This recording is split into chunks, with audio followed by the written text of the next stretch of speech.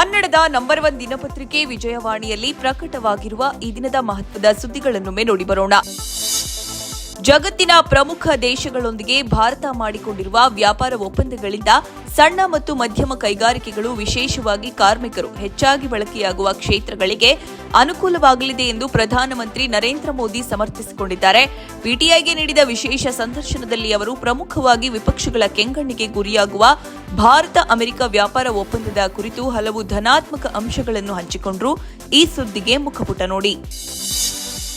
ಭಾರತದ ವಿರುದ್ಧದ ಪಂದ್ಯ ಬಹಿಷ್ಕರಿಸುವ ಬೆದರಿಕೆಯೊಂದಿಗೆ ಅಂಕ ಬಿಟ್ಟುಕೊಡಲು ಮುಂದಾಗಿದ್ದ ಪಾಕಿಸ್ತಾನ ಭಾನುವಾರ ಕೊಲಂಬೋದಲ್ಲಿ ಕಣಕ್ಕಿಳಿದರೂ ಅಂಕ ಗಳಿಸದೆ ಮುಖಭಂಗಕ್ಕೀಡಾಯಿತು.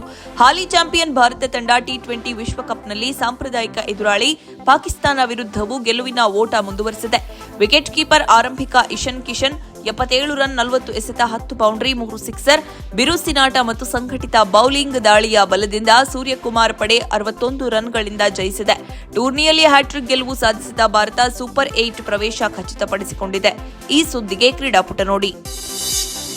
ಅಮೆರಿಕದ ಯುಸಿ ಬರ್ಕ್ಲಿ ವಿಶ್ವವಿದ್ಯಾಲಯದಲ್ಲಿ ಸ್ನಾತಕೋತ್ತರ ಪದವಿ ವ್ಯಾಸಂಗ ಮಾಡುತ್ತಿದ್ದ ತುಮಕೂರು ಮೂಲದ ವಿದ್ಯಾರ್ಥಿ ಸಾಕೇತ್ ನಾಪತ್ತೆಯಾದ 6 ದಿನದ ಬಳಿಕ ಶವವಾಗಿ ಪತ್ತೆಯಾಗಿದ್ದಾನೆ. ಸಾಕೇತ್ ಮೃತದೇಹ ಕ್ಯಾಲಿಫೋರ್ನಿಯಾದ ಲೇಕ್ ಅಮ್ಜಾ ಎಂಬ ಪ್ರದೇಶದಲ್ಲಿ ಭಾನುವಾರ ಪತ್ತೆಯಾಗಿದೆ. ಮಗ ಸಿಗಬಹುದೆಂಬ ನಿರೀಕ್ಷೆಯಲ್ಲಿದ್ದ ಕುಟುಂಬಸ್ಥರ ಆಕ್ರಂದನ ಮುಗಿಲು ಮುಟ್ಟಿದ್ದು, ಸಾವಿಗೆ ಕಾರಣ ಸದ್ಯ ನಿಗೂಢವಾಗಿದೆ. ಈ ಸುದ್ದಿಗೆ ವಿಜಯವಾಣಿ ಓದಿ. ಹೊಸಕೋಟೆ ಬಳಿ ಸಂಭವಿಸಿದ ಭೀಕರ ಅಪಘಾತದಲ್ಲಿ 7 ಅಪ್ರಾಪ್ತರು ಮೃತಪಟ್ಟ ದುರಂತದ ಬೆನ್ನಲ್ಲೇ ಅದೇ ಮಾದರಿಯ ಮತ್ತೊಂದು ಭೀಕರ ಅಪಘಾತ ಬೆಂಗಳೂರು ಹೊರವಲಯದ ನೆಲಮಂಗಲ ಹೆದ್ದಾರಿಯಲ್ಲಿ ಶನಿವಾರ ರಾತ್ರಿ ನಡೆದಿದೆ.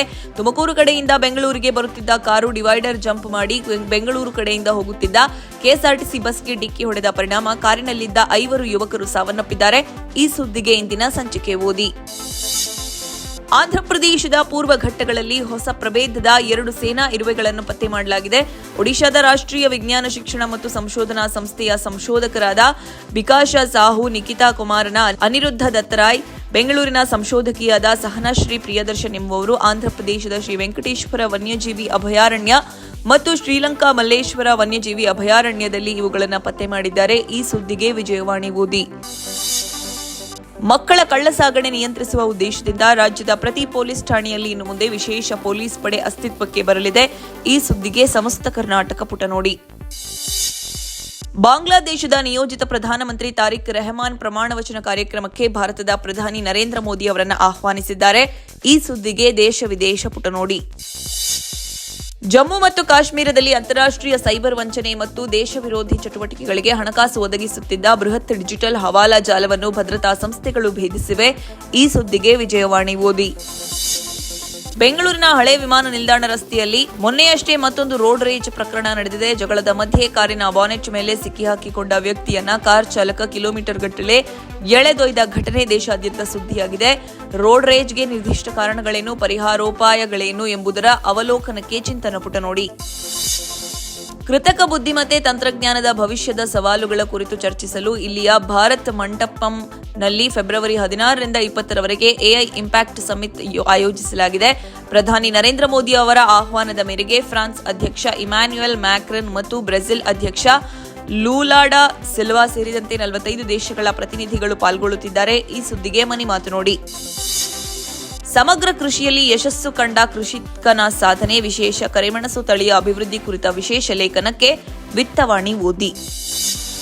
ನಟ ದರ್ಶನ್ ತೂಗುದೀಪ್ ಇಂದು 49ನೇ ವರ್ಷಕ್ಕೆ ಕಾಲಿಡುತ್ತಿದ್ದಾರೆ. ಚಿತ್ರದುರ್ಗ ಮೂಲದ ರೇಣುಕಾಸ್ವಾಮಿ ಕೊಲೆ ಆರೋಪದಲ್ಲಿ ಸದ್ಯ ಅವರು ಜೈಲಿನಲ್ಲಿದ್ದು, ಈ ಕಾರಣಕ್ಕಾಗಿ ಈ ಬಾರಿಯ ಹುಟ್ಟುಹಬ್ಬಕ್ಕೆ ದರ್ಶನ್ ಅನುಪಸ್ಥಿತಿ ಕಾಡಲಿದೆ. ಈ ಹಿನ್ನೆಲೆಯಲ್ಲಿ ನೆಚ್ಚಿನ ನಟನ ಹುಟ್ಟುಹಬ್ಬವನ್ನು ಅರ್ಥಪೂರ್ಣವಾಗಿ ಆಚರಿಸಲು ಅಭಿಮಾನಿಗಳು ಮುಂದಾಗಿದ್ದಾರೆ. ಈ ಸುದ್ದಿಗೆ ಉಲ್ಲಾಸ. ನಮಸ್ತೆ ಬೆಂಗಳೂರು ನೋಡಿ.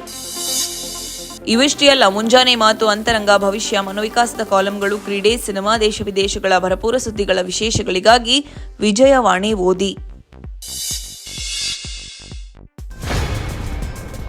ನೋ ಉತ್ಪ್ರೇಕ್ಷೆ, ನೋ ಊಹಾಪೋಹ.